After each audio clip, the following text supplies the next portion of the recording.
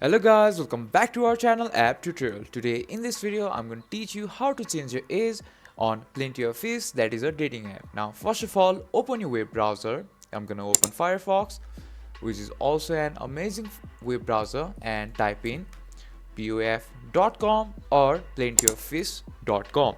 Now after you have typed in POF.com, it will send you to this official site of Plenty of Fish, that is a dating app. Now to change your age on this dating app, click on my profile and click on edit profile, and it will send you to your Plenty of Fish account.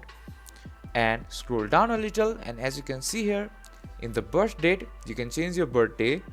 So if you have given the wrong date or if you want to change your age, then type in your same birth day, your birth month, and change the year. So I'm gonna put 2002 instead of 2003. Then you have changed your age, and that's how you change your age in Plenty of Fish. And after that, hit save changes, and you have changed your age in Plenty of Fish.